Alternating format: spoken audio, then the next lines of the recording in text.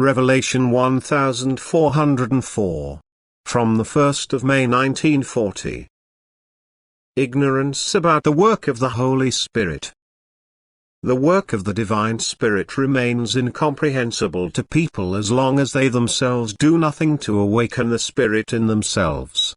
They cannot imagine that an ability is hidden in man, which only needs to be trained. In order to produce successes, which cannot be achieved in a natural way. And yet, everyone could easily create the proof for himself, if the serious will would be awakened in him to test this work of the Spirit. The success is so unusually valuable, that no effort would be too great and the attempt should not be spared, which would bring the proof to man. But seldom man will put all his will to fathom such things, because the desire for truth is too little predominant, and therefore man also does not desire to know and pays too little attention to extraordinary things. He is also too far away from love, because love and desire for truth cannot be thought of separately. He who stands in love, is seized by the Divine Spirit and must therefore also seek the truth.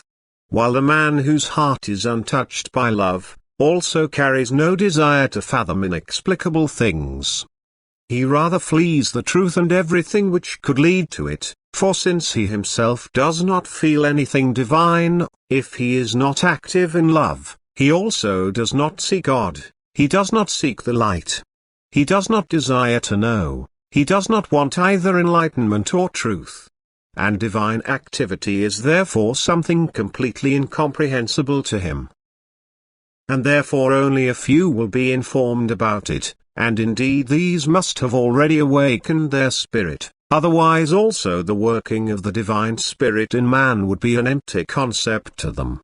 And again, this shows how little this precious gift is requested and how rarely it can be distributed, because the power of the Holy Spirit will only be poured out on those who give themselves to God, because their nature will be love.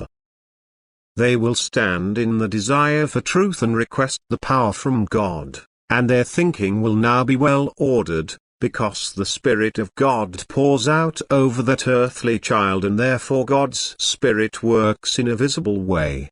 And the visible success is a knowledge that goes far beyond human abilities, an absorption in the spiritual and the gift of foresight in the divine will. Whoever does not acknowledge the working of the Divine Spirit, will also doubt those predictions, since it is unknown to him that the power of the Spirit protects the thinking of man from error, and therefore the earthly child, who abandons himself to the working of the Divine Spirit, cannot accept anything that goes against the divine will.